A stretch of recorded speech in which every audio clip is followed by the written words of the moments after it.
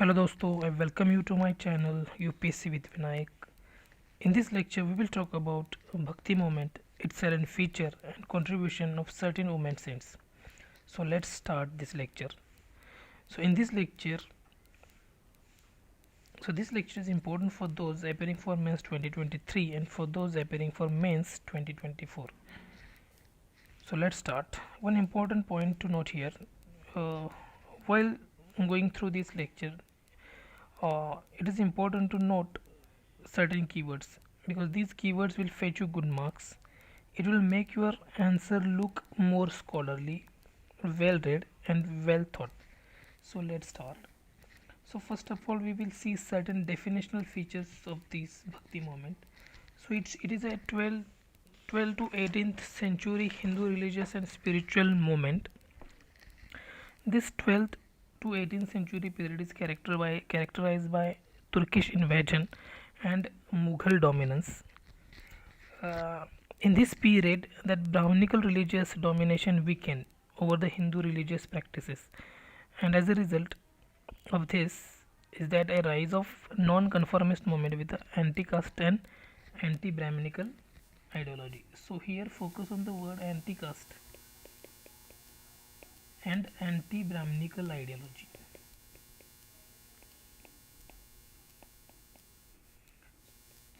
The essence of this Bhakti movement. Second point is that Bhakti movement is its a nature is intense personal devotion and love towards chosen deity.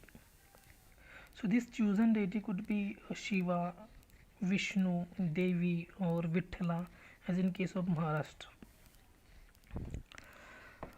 Third, it challenged prevalent orthodoxy. So what is the orthodoxy? Orthodoxy is characterized by complex rituals, caste-based hierarchies, strict adherence to the scriptural norms. So because of this, this created sort of barrier to the spiritual upliftment of the ordinary people, right? And it alienated them from the spiritual experience.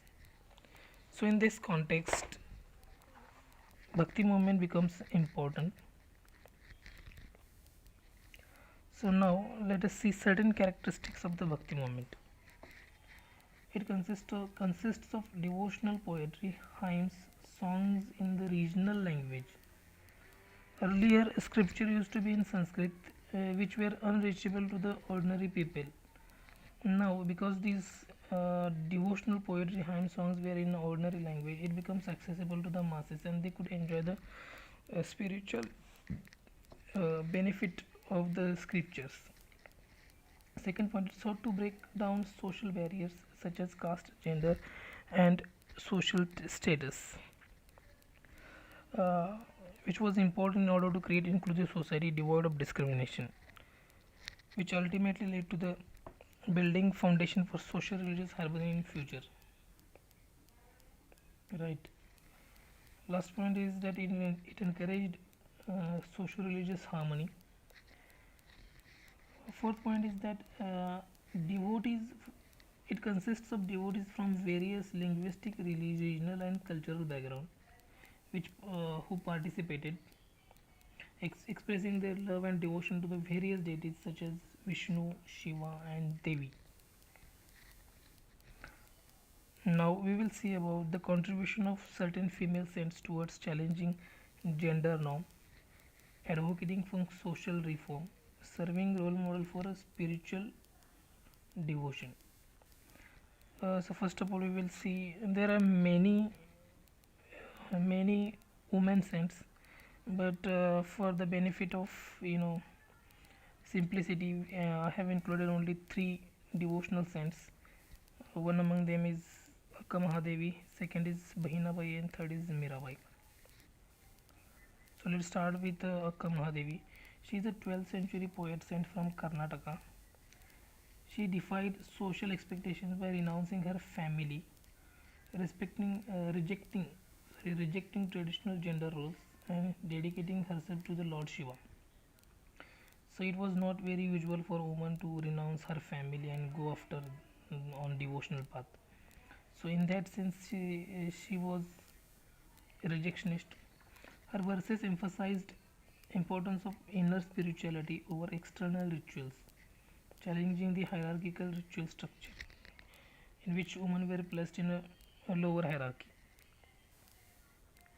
Second is a Bahinabai.